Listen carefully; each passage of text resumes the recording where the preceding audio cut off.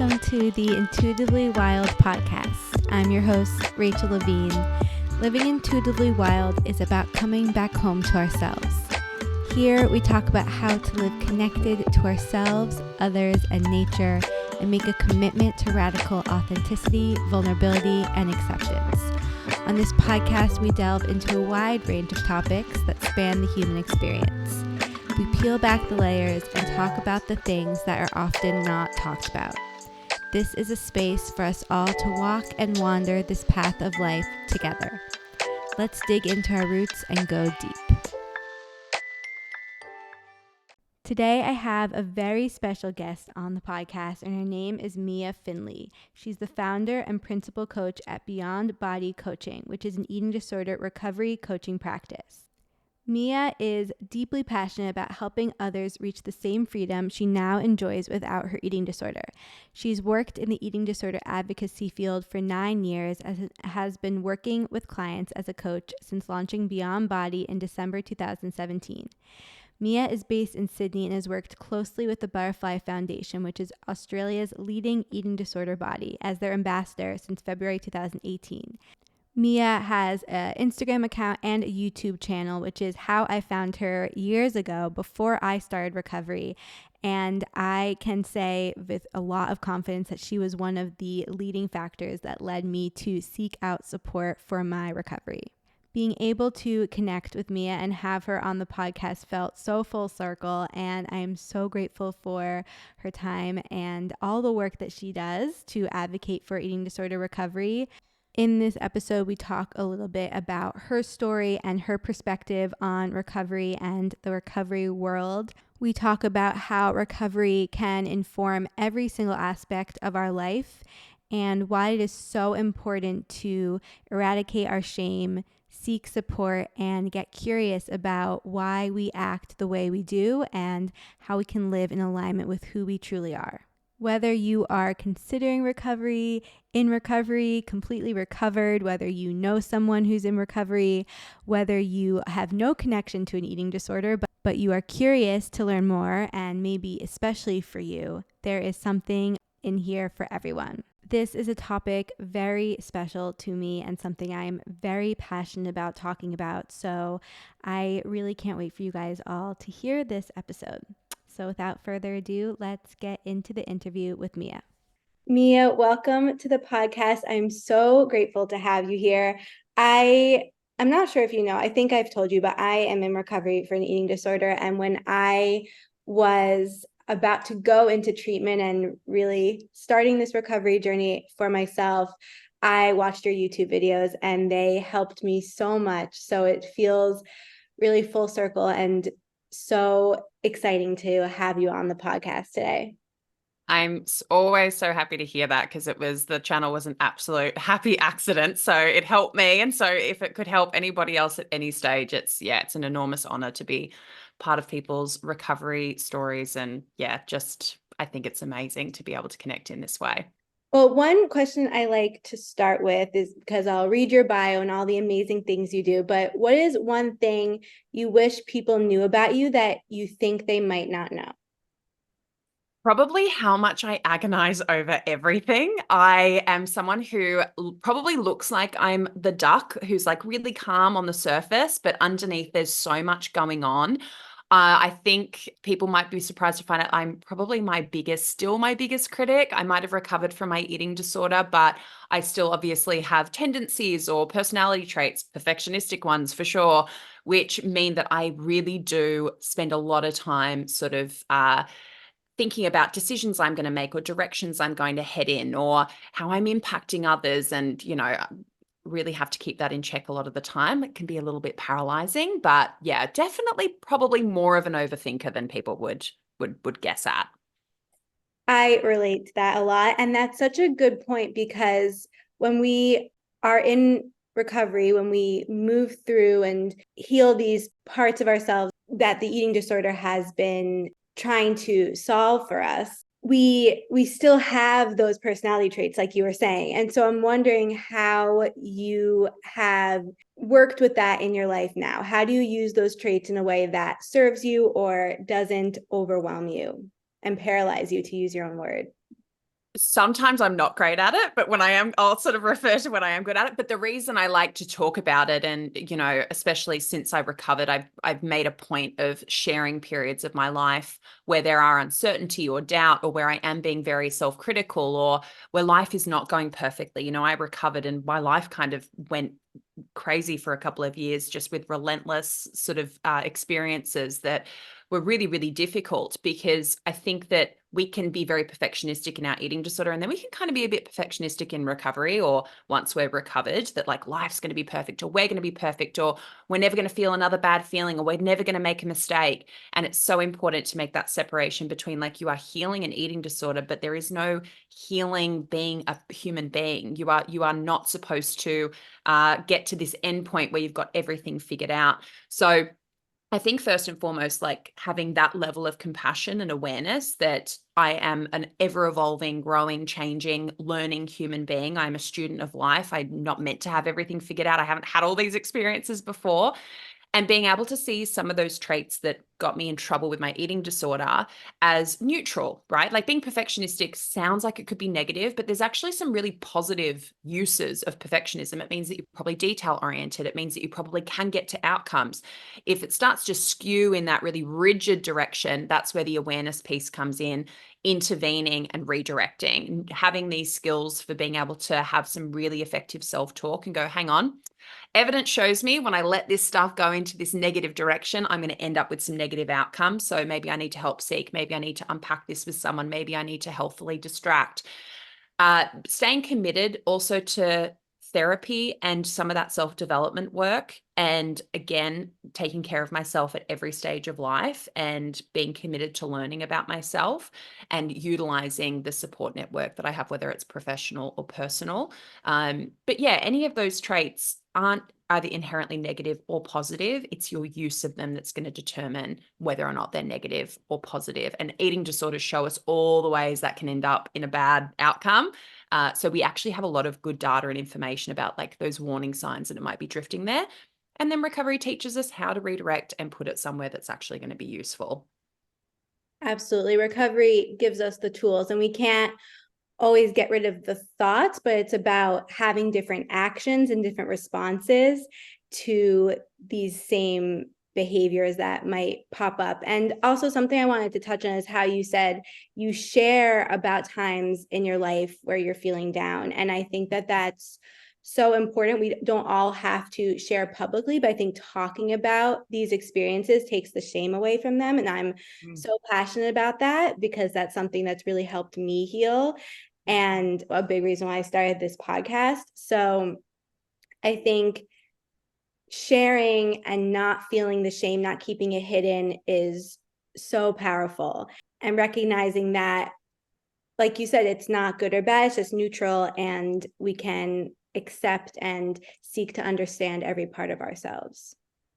Yeah, absolutely. I mean, that's the beauty of recovery, is that I wouldn't wish an eating disorder on anyone, but there's so many skills in there that I wish everybody could learn, because I really believe that people are essentially trying to be in the driver's seat of their own brain, whether they have an eating disorder or it's, something else, but they're doing it from the outside in, right? If I have this body or this status, or, if I have this paycheck or whatever it is, then how I talk to myself and feel about myself will change, where the work is an inside job. There's a great Eckhart Tolle quote: if you get the inside right, the outside falls into place, right? So it's all about adopting those skills, which are not just going to carry you through the recovery process, but are going to keep you well long term. Like the way that I learned to speak to myself more productively in recovery, I don't talk to an eating disorder voice anymore. I talk to a critical voice. I talk to a perfectionistic voice. I talk to a voice that doesn't like help seeking very much.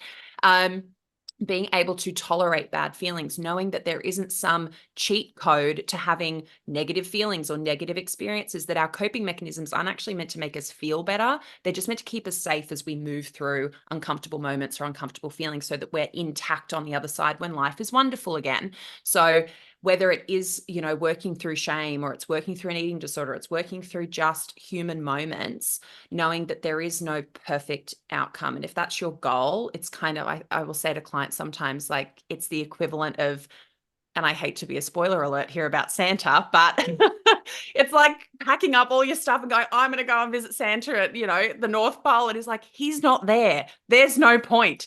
Stop trying to get to this perfect outcome. It's a total waste of your time and energy and like this one precious go around that you get on this planet.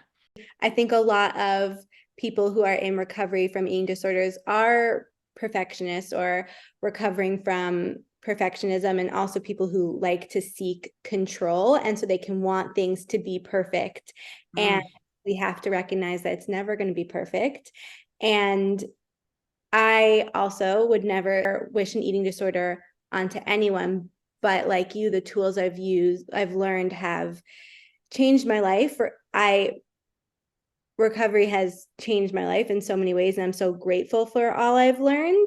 And there's so many times where I wish that people had the knowledge that I've learned through my recovery, whether it's in treatment or in therapy or just through my own trial and error. I wish that we were taught these lessons in school and in life, because thankfully not everyone has an eating disorder, but everyone has something that they're trying to do to seek control or to self-soothe or to numb. We all have these mechanisms, and we all could use more tools and more support, but we're not all given that or taught how to ask for that.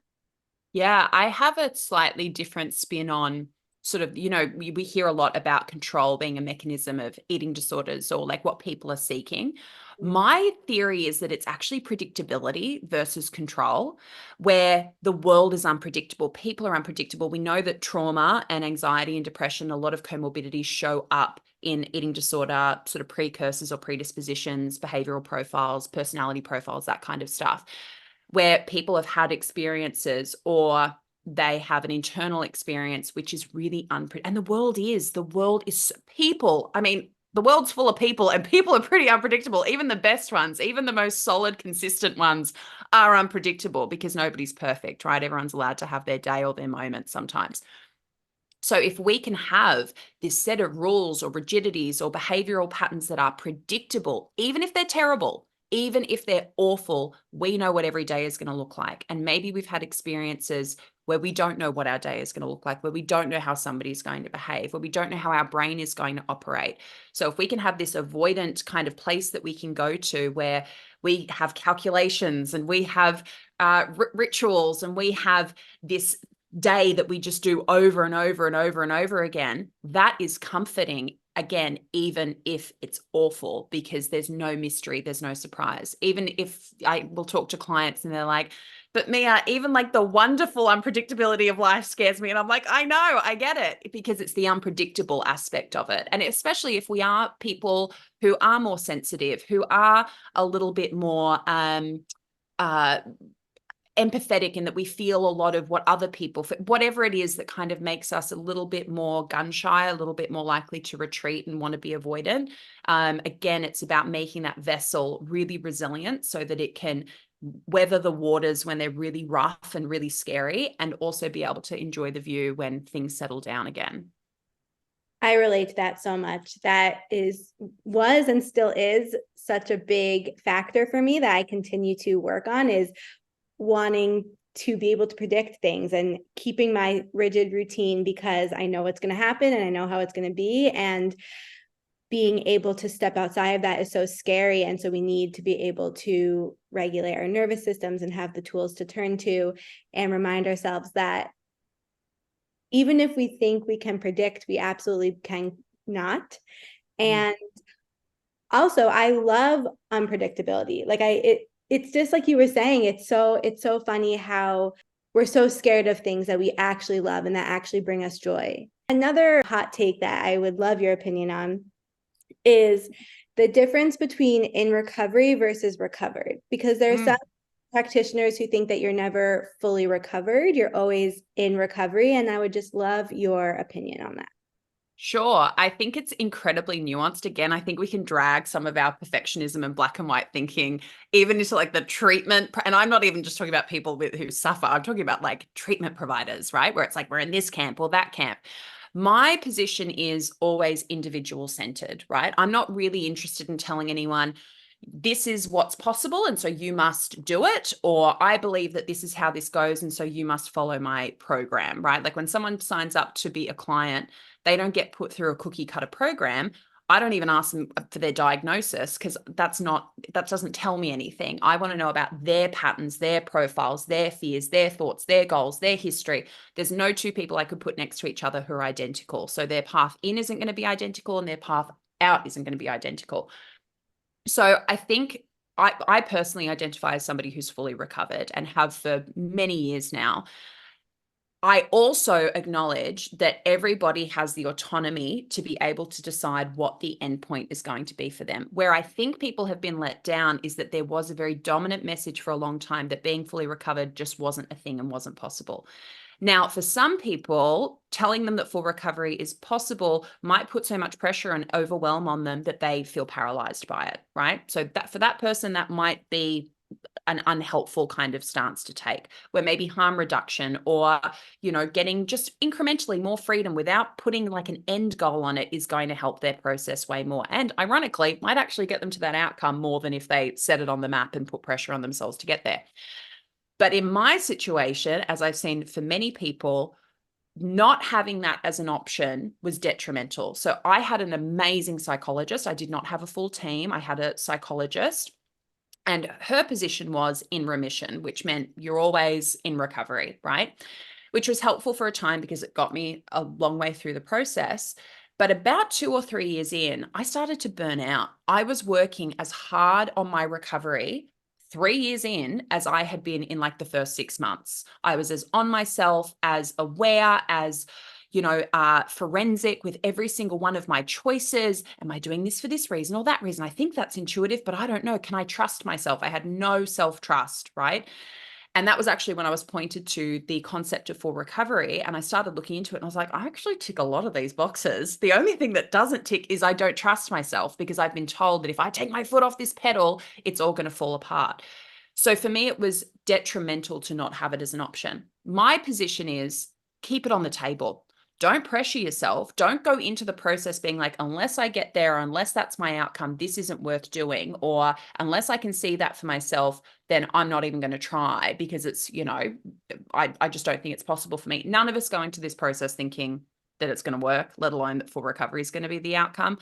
All I ask for people is to be curious and to keep it on the table without the pressure, without the black and white, without the perfectionistic thinking. And in a treatment sense, to try to seek out people who see you as an individual, who listen to you, who will hold on to that. Like for me, if I have a client who's like, Mia, full recovery doesn't feel possible to me, I'm like, well, let's keep going. And I'll hold on to that hope for now. I'll hold on to that possibility because I do believe that it's possible. And then you get to decide along the way. I have had clients who have said to me, Mia, I'm happy to stop here. And I'm like, cool. All up to you, all your choice, total autonomy. Some of them go and don't come back. Some of them do. Some of them come back and go, I just needed to hang out. I just needed to like chill out and experience life there and be safe and stable in this spot.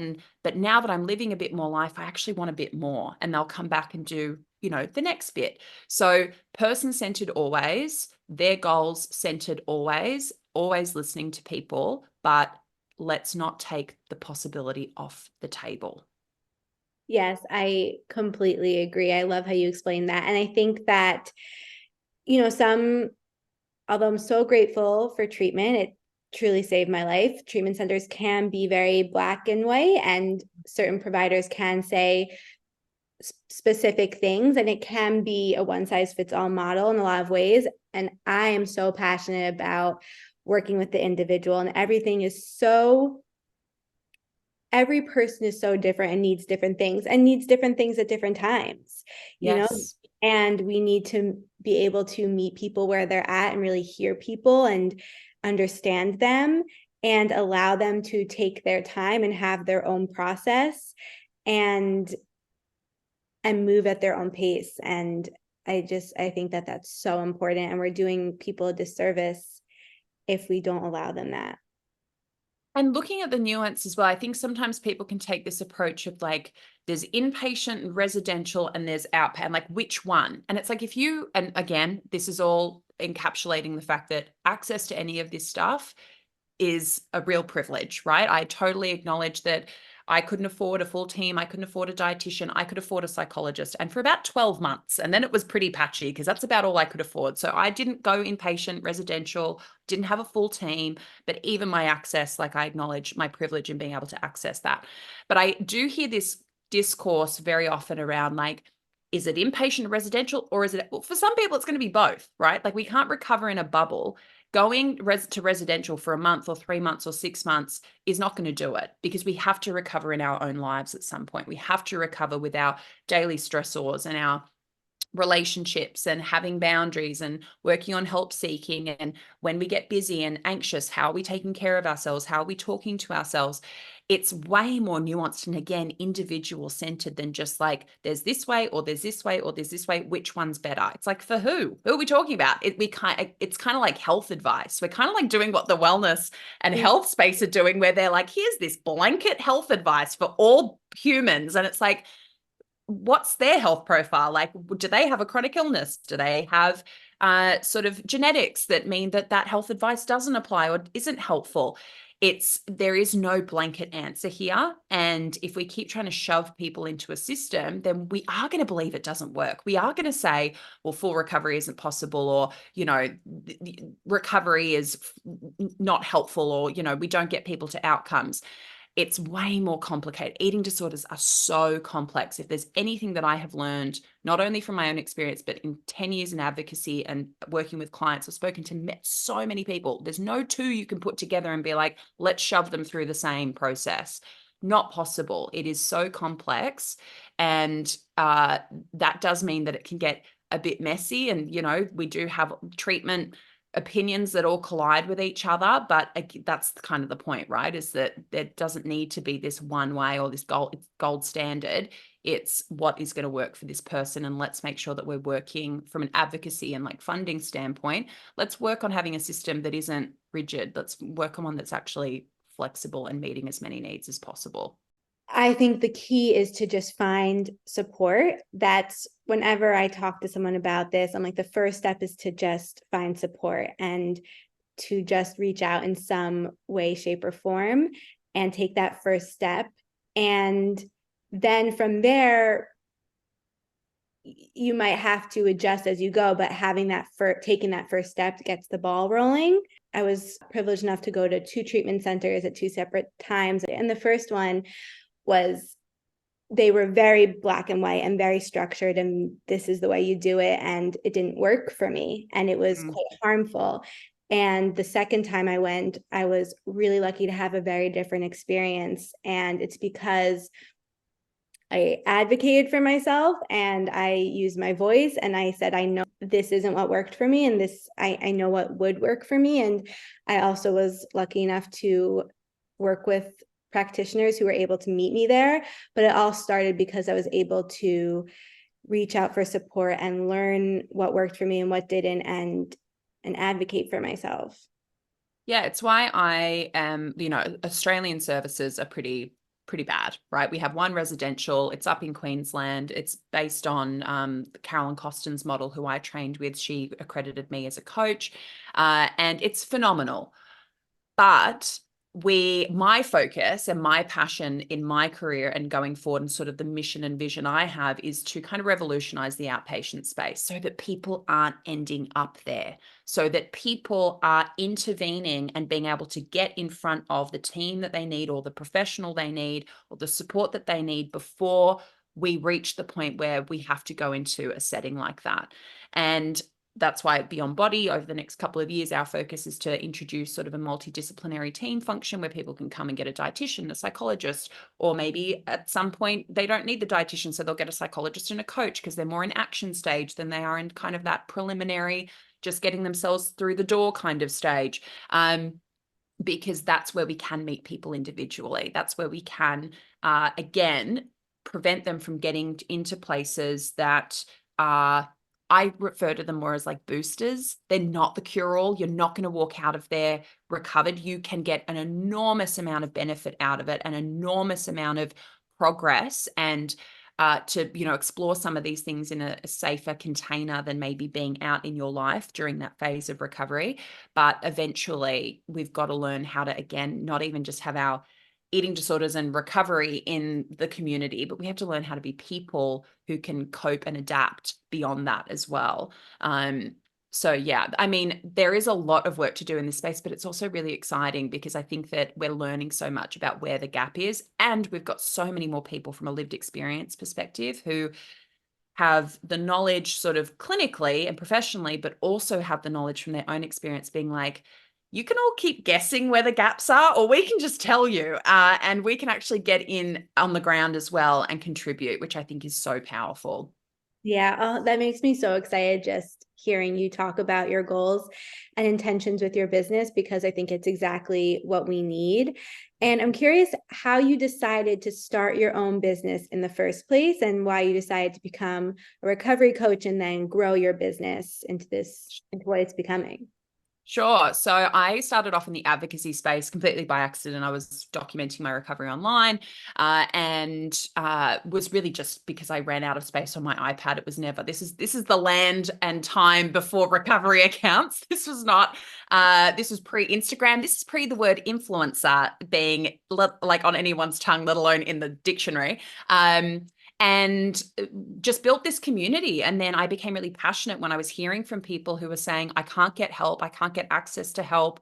I want to get better, or having the same questions I did. Or even more powerfully, I was hearing from people who were further along in the process. And then they were a bit of a lighthouse for me when I would have days where I'd be sharing, this is really hard, or, I've hit this wall. And they'd be like, you can get over this bit. I was there. I'm now a year down the track. And it was just unbelievably impactful to have this little community.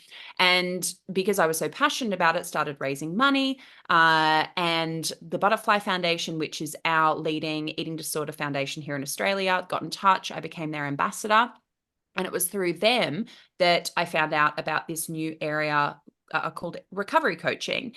And when I would go and speak at events prior to this, people would come up to me and be like, "Can I work with you?" And I'd be like, "I work in private equity. Like, I don't think you actually do want to work with me. There's probably not a lot we can do together." And then they'd be like, "Oh no, but don't you do this professionally?" I was like, "No." And being a psychologist didn't really appeal to me.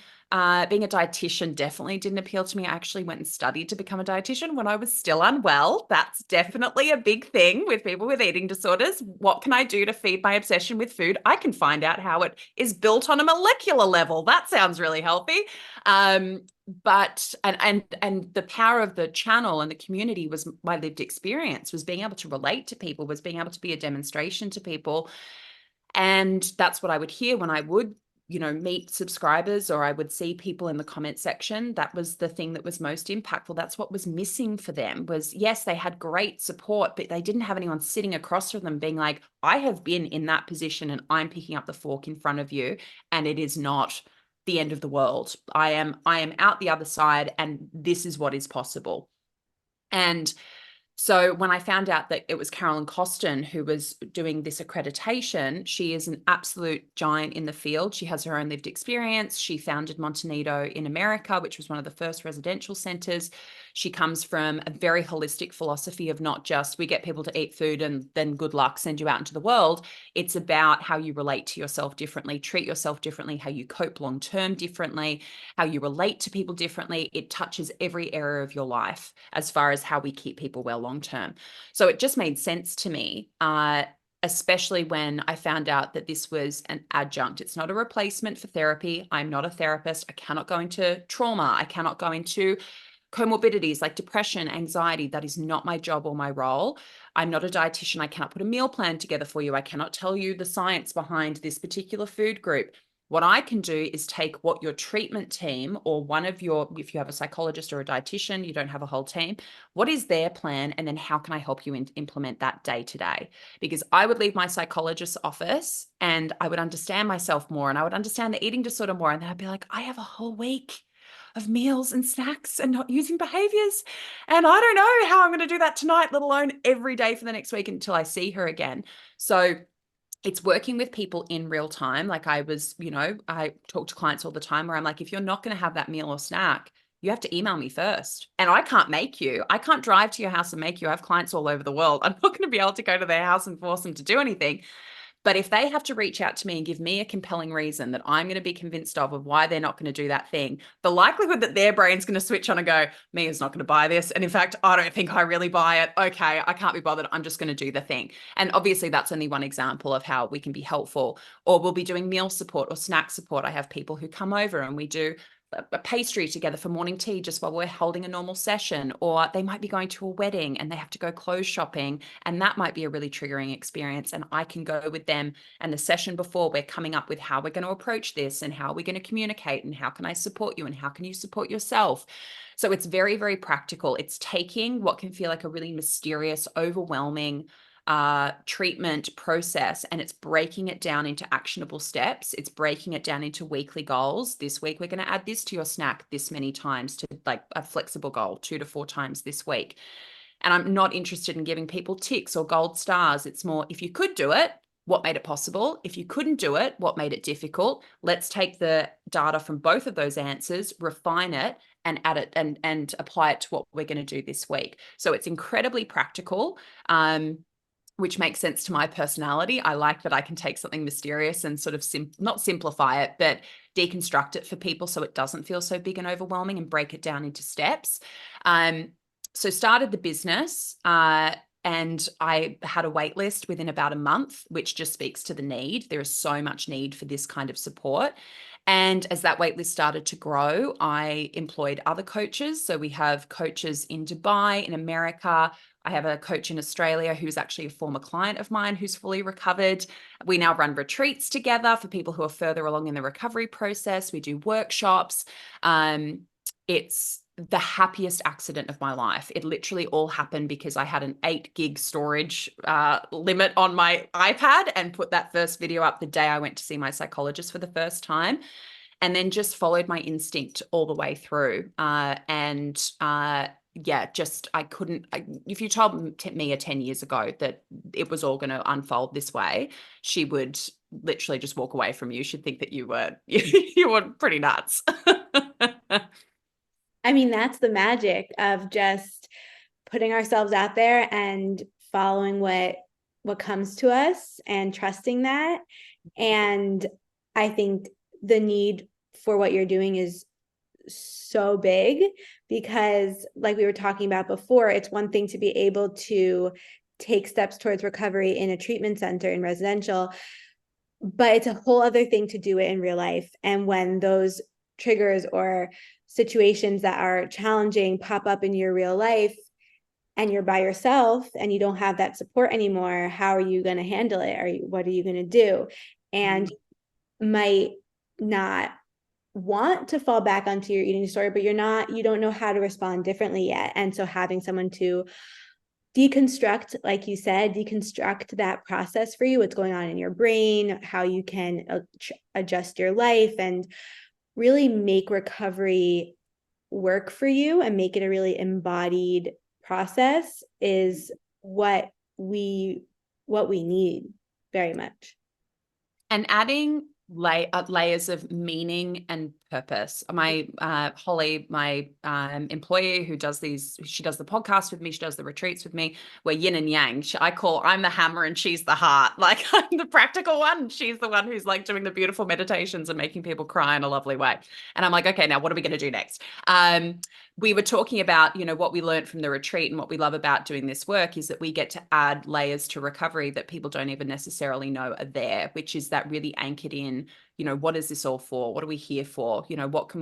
How can we take these skills and these trials and tribulations and make them about something bigger? And it's incumbent on no one to have to do that. It's kind of like, as you beautifully said earlier, it's incumbent on no one to share this stuff, right? If somebody wants to recover and then just move on, I'm cheering for them as much as someone who wants to go into the field or wants to share their story, because that demonstration is just as powerful, that you can get through this process and then just move on and your life is about something entirely different.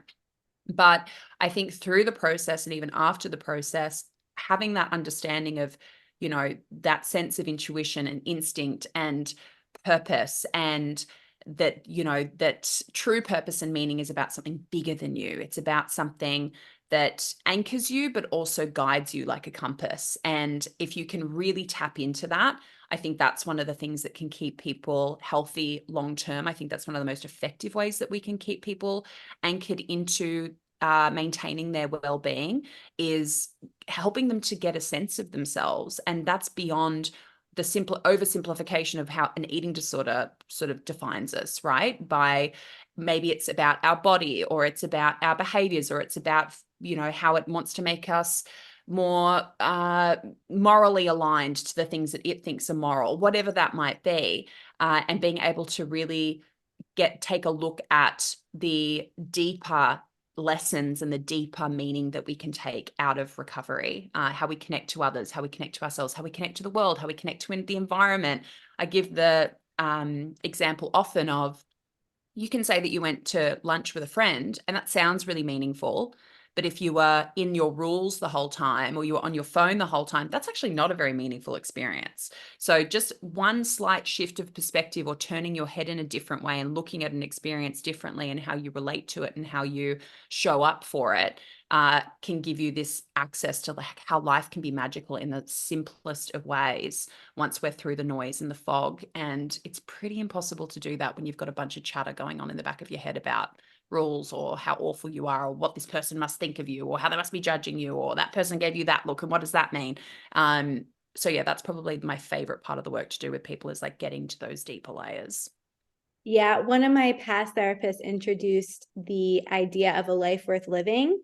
And this helped me so much to get really specific on why I was recovering and what I was working towards, and this vision of my life worth living, and making meaning of the steps I was taking in recovery. Because I found that if there was something I was doing in recovery that felt really challenging and uncomfortable, and I had no idea why I was doing it, I wouldn't do it. But if I knew exactly why I was doing it and how it was getting me closer to my life worth living, it became so much easier to battle that discomfort and move forward.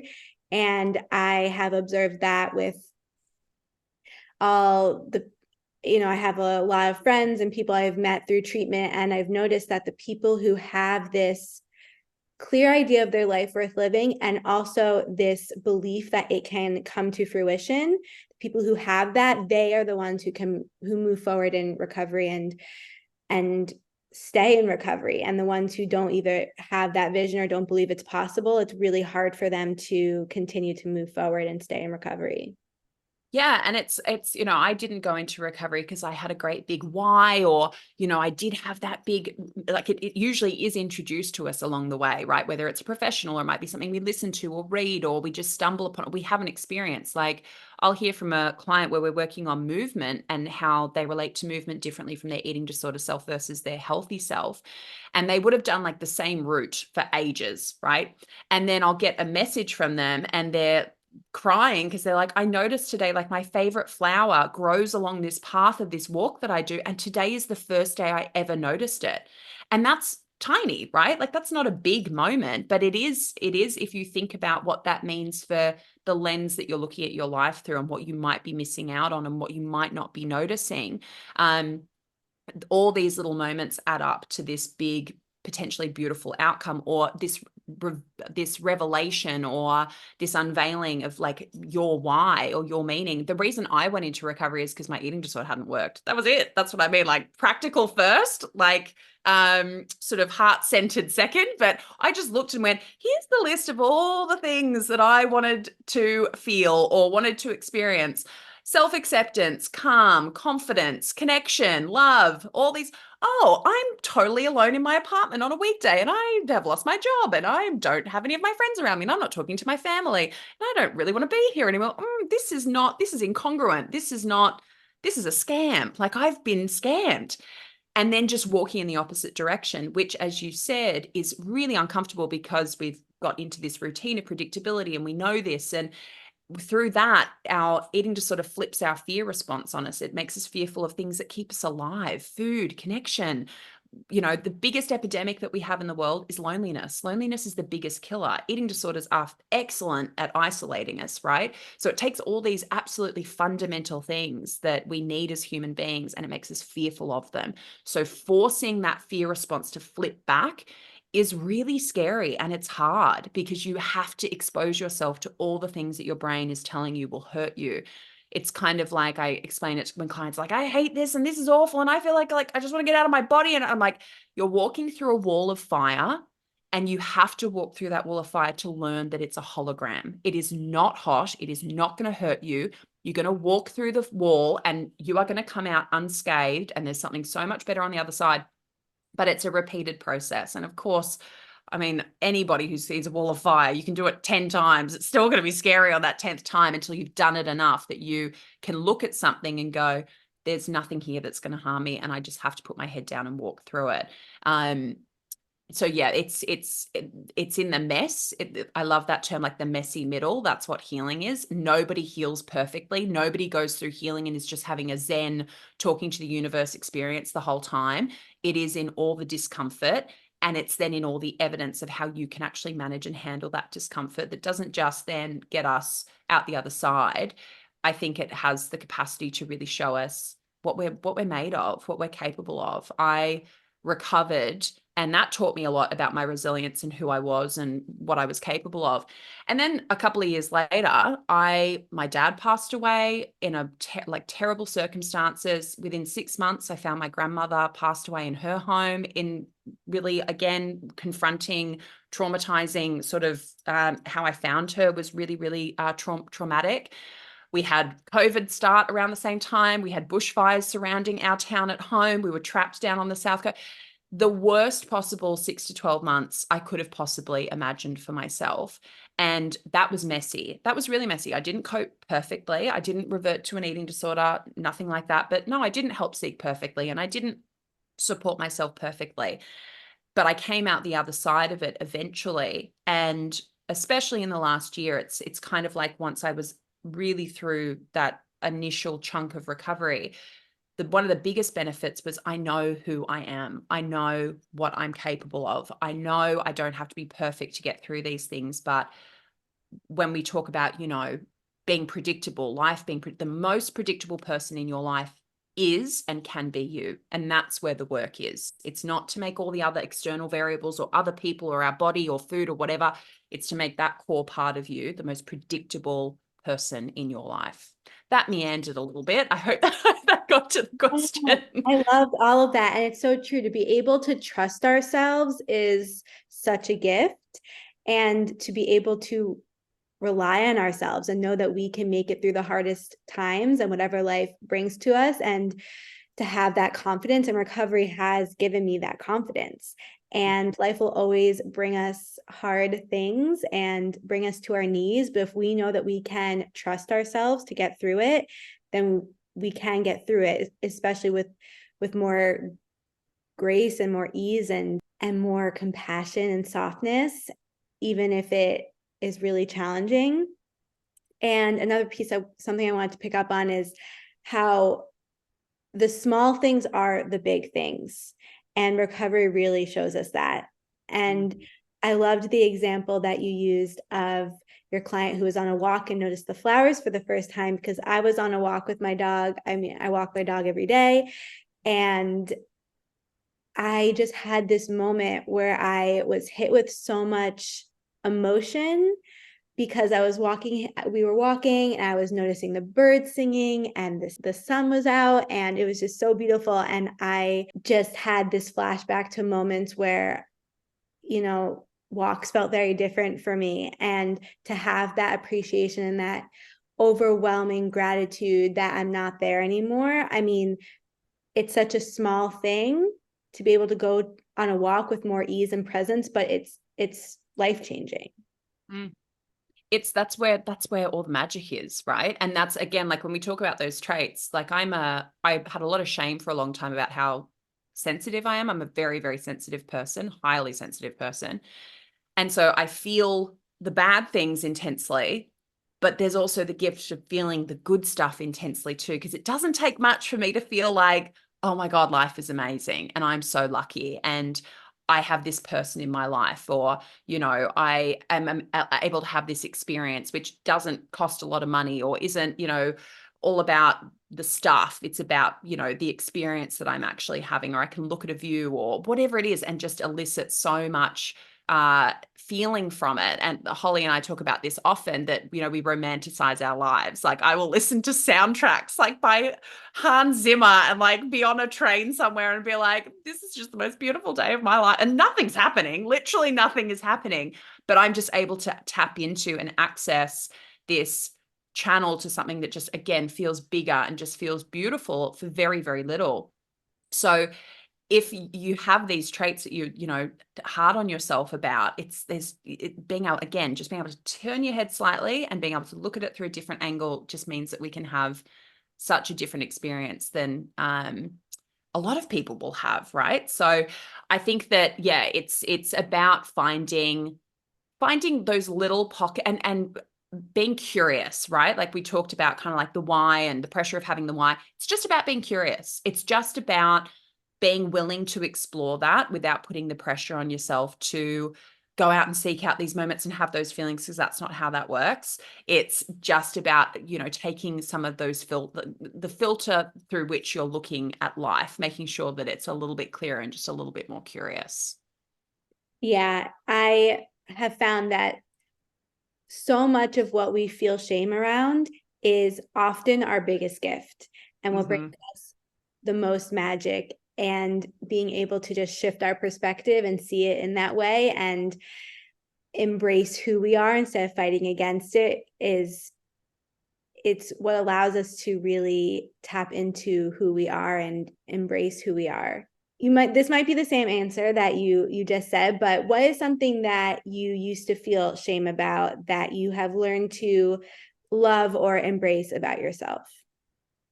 Not being able to say, I don't know. I couldn't say that for a long time. I was the kid at school who, like, I failed pretty much, other than consumer arithmetic, which makes sense because then I ended up running a business. I got like 99% consumer arithmetic. So that was good because that's what I ended up doing. But I failed at maths all the way through. And not because I mean, I didn't have a natural flair for it, but it was mostly because I just refused to ask for help. I had so much shame.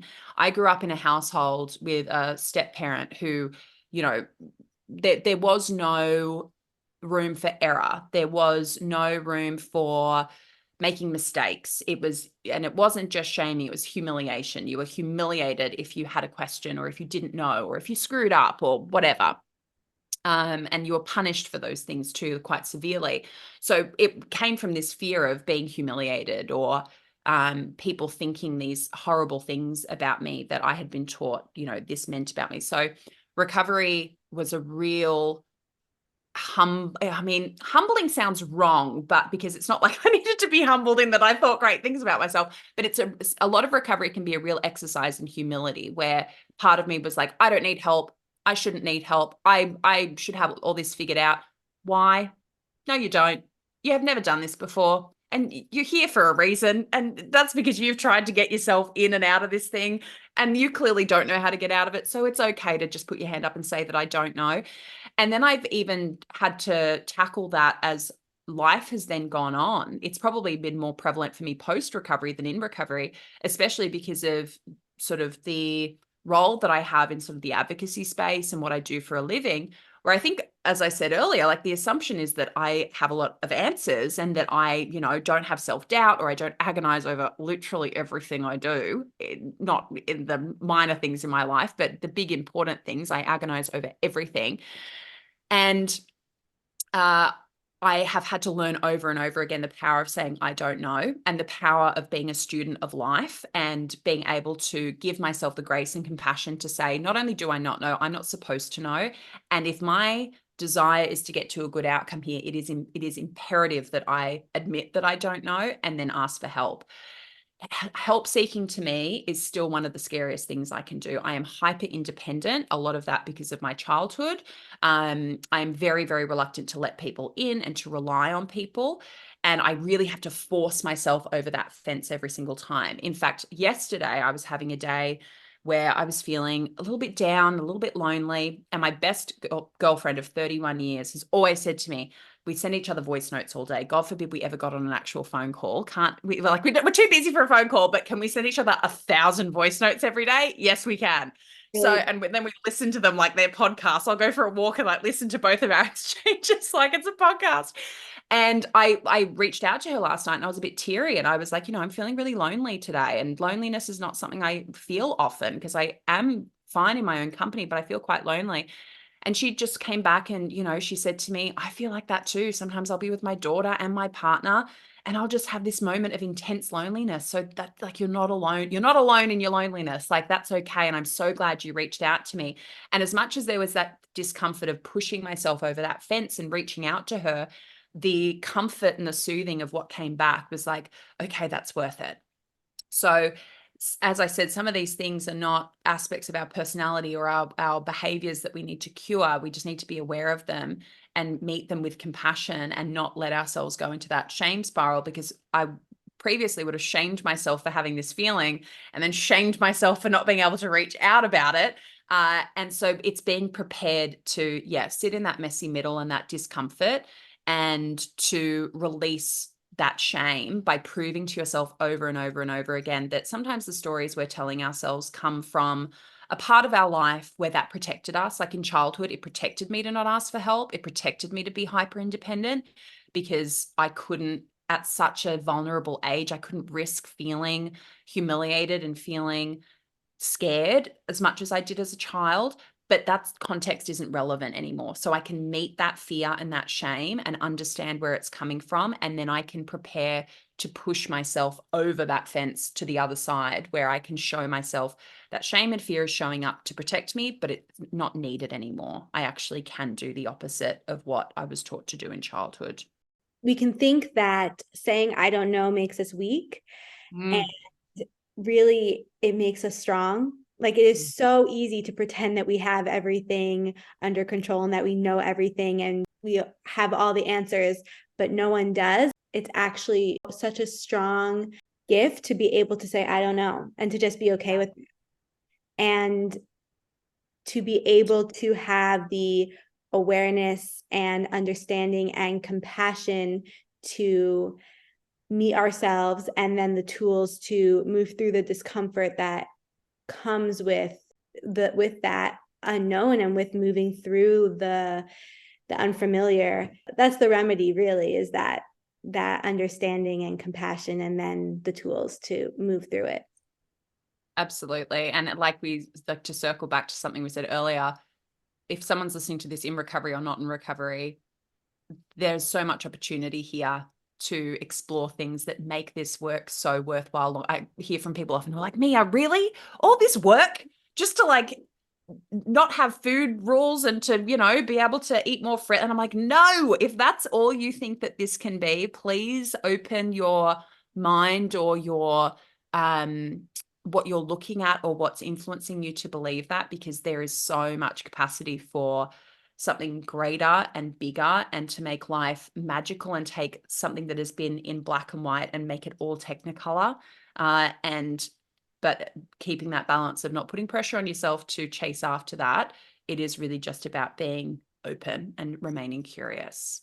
Mm-hmm. And I know that you often see things from a very practical, logical perspective, but do you feel like you have a connection to your intuition, and does that play a part in your life? Yes. And it's something when I read your question about intuition, I was like, oh, I wish I had like something I could describe or something I could put into plain terms, but I can't because it's just a feeling. And probably the first experience I had with it was actually the channel. Like once it went from me just having somewhere to put the videos to then people showing up in the comment section to me being like, oh, what's going on here? This is not expected. But then getting into conversation with people and being able to show up for people and advocate for people. I was working in a very conservative field. I was working in investment banking and private equity, and all this stuff was public. No one was watching. There were like 200 people there for the first couple of years. So I was very lucky. I recovered without a lot of people watching or commenting. By the time the channel was the channel, I was pretty, like the can had been kicked pretty far down the road. But I had people very close to me concerned, saying, what is this thing that you're doing? Like, what if your boss finds it or if a future employee? And I was like, I don't care. I don't care. It feels good. It feels connected to something bigger. It feels like it's connecting into something that is the true me, that is more than anything my eating disorder ever gave me, because it was about community and connection and vulnerability and honesty and integrity. And it was about healing, and it was about, yeah, just putting everything out on the table and pushing back against that shame and giving other people permission to do that too. That's always been my thing. I was always the kid in the playground who was standing up against the school bully who was, giving someone a hard time. I'm an absolute sucker for the underdog. If someone tells me they've got a problem, I'm like, let's talk about it. Like, I probably can't help you, but I'll point you towards something that can. And so that pull, it was just like this in my gut, just something pulling me in that direction. And that's how I know that I'm on the right path, is literally just that feeling. And it's not something that can be taught. It's not something that you can just give to somebody, but it is something I think that recovery gives us multiple examples of like what that feels like, that even when it's uncomfortable, even when it causes you anxiety or fear, when you get that feeling of, in spite of that, I'm still going to do this difficult thing. I'm still going to do the thing that makes me uncomfortable, because it is in line with that soul part of me, not the ego part of me. As Holly, my co-pilot in so many of these things, says, is it an ego decision or is it a soul decision? And I really, when she said that, I was like, that's what I've been experiencing all these years, is that soul decision of, soul decisions don't always feel good, right? They don't always feel aligned or like this is the right time for it or you're ready for it. It's just, I know that this is the next best choice for me. And I will often say that mantra over and over to myself when I'm in a fog or things are busy or my mind is heavy. I will just break it down to next best choice. What's the next best choice I can make for myself? Not in the next 10 years or 5 years. I'm not a 5 or 10-year planner. It's just, what is the next best choice for me to meet my needs as they're showing up right now? Not the next perfect choice. With my needs as they are right now, what is the next best choice I can make? Yes, and that's exactly it, because we have no idea what's going to happen in the future, but our intuition is talking to us in the moment, is leading us down the path that we need to take right now. And so to be able to really trust that and lean into that, I mean, that's how we continue to move forward in recovery, because we know we are moving from that soul place, like you said. So living intuitively wild means living dedicated to your true authentic self no matter what. How do you feel like you live intuitively wild? I live intuitively wild by allowing myself to live the life I want to live exactly as I want to live it. My, mum will often say, she's like, if there's something I really admire about you, it's like you are the captain of your own ship. I am not a super conventional person. I am someone who follows their instinct and follows their intuition. I don't put myself in boxes or give myself milestones. I'm not someone who, for instance, like wants to get married, or, I am potentially going to be having a child by myself in a couple of years. And I sometimes feel pressure to feel like that's odd or weird. And I don't, because that's my plan. In fact, when I do meet someone who I really like, I'm like, oh, this isn't in line with my plan. I want to do these things the way I want to do them. So it's, especially over the last few years, been to embrace that and to see the beauty in that and the freedom in that, like giving myself full permission to navigate my life the way that I want to navigate it, even if it doesn't look like a lot of other people's lives or it's not everybody's path. And to, yeah, just again, drop all the shame and all the judgment around what we think we should be doing versus what our instinct is pulling us towards. So yeah, it's embracing being unconventional, being able to steer my own ship in whatever direction feels right to me, even if, it doesn't make sense to everybody all the time. They tend to, when I look at the lives that I admire and the people I admire, they very rarely have like followed this linear path that is, expected. So yeah, giving myself permission to live the life that I worked so hard to keep and to, make what it is, and to enjoy it to its absolute fullest, whatever that looks like. Yeah, that's the thing. That's what I was going to say, is that if you have gone through the hard work of getting yourself out of an eating disorder and getting into recovery and fully recovered and in a good place, like why not at that point, it's like, I might as well live life exactly as I want to. Could not agree more. Well, thank you so much for being here. Truly so special to me. Please tell everyone where they can find you, work with you, connect with you, all the things. So you can mainly find me over on Instagram and YouTube under What Mia Did Next. So we have the podcast. I'm not so much doing like the one off videos very often, but we do have the Beyond Body podcast over on the channel. And my Instagram, I try to keep that active. I have an assistant starting next week. So those things will hopefully have improved by the time this goes out.